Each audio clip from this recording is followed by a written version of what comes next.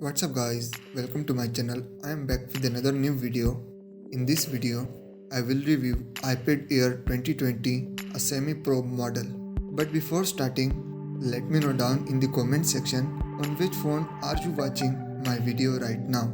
For a long time, most of the Apple's iPads looked fundamentally the same. They all had a home button, they all had a similar aesthetic, and they all had similar screen to body ratios.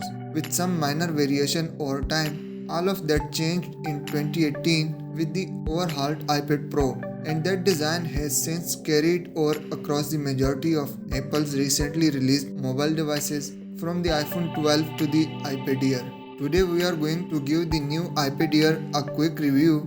The Air incorporates Apple's latest processor, the A14, which is also seen in the iPhone 12, and it adopts the general aesthetic and language of the iPad Pro since Face ID.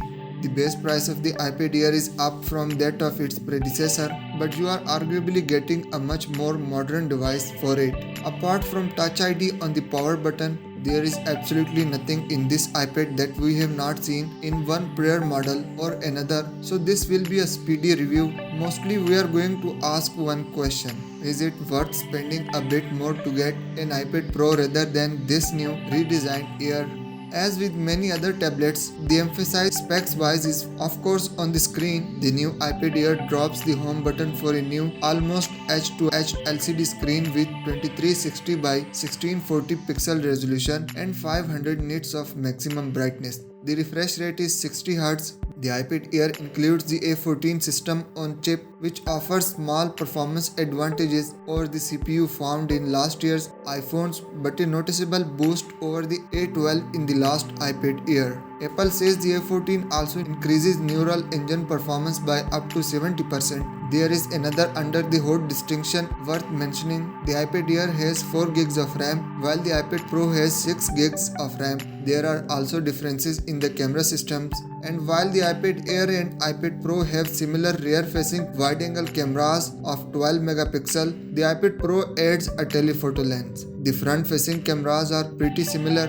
By contrast, the iPad Air has a Touch ID fingerprint reader, albeit one built into the power button instead of a dedicated home button as in prior iPads. The iPad Air includes 2 microphones and 2 speakers. That means it does not match the iPad Pro, which includes 5 mics and 4 speakers, and adjusts what being used when and in what way based on how you are holding the device.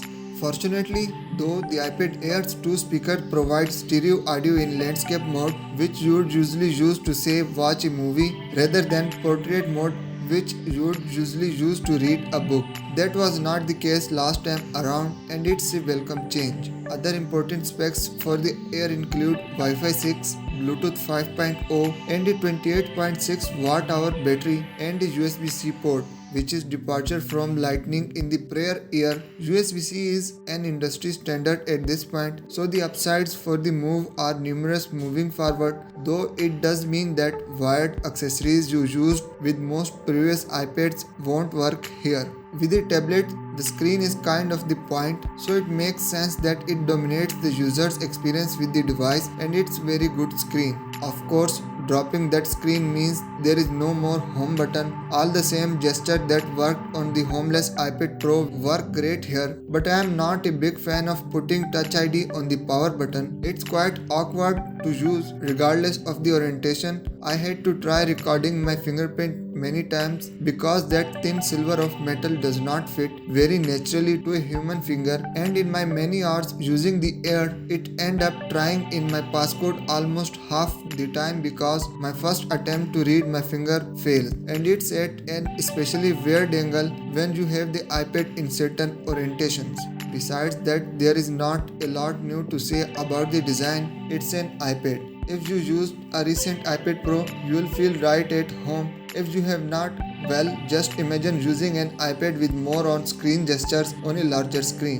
The iPad Air has the same processor that was included in this year's new iPhones, the iPhone 12 and iPhone 12 Pro, dubbed The A14, it's an iterative step up over its predecessors last year's A13 in terms of both CPU and GPU power, but Apple says it nearly doubles machine learning performance. Performance is not really the main story here, it's faster than the last iPad Air which supported an A12 Bionic, but not enough that most users will notice. The iPad Air brings almost all the best features of the iPad Pro to a lower price point, and it's the best pick from Apple's lineup for most people who can afford it. If you are just doing point of sale, buying a tablet for a child, or want a light web browsing device with few frills, the base iPad is still your best bet. But if you want to do more, the Air is much easier to recommend. In fact, the situation where I would recommend buying the iPad Pro or the Air are pretty slim. You might consider an iPad Pro instead if you need 512 gigs or more in storage, if you need a larger display for creating art with pencil,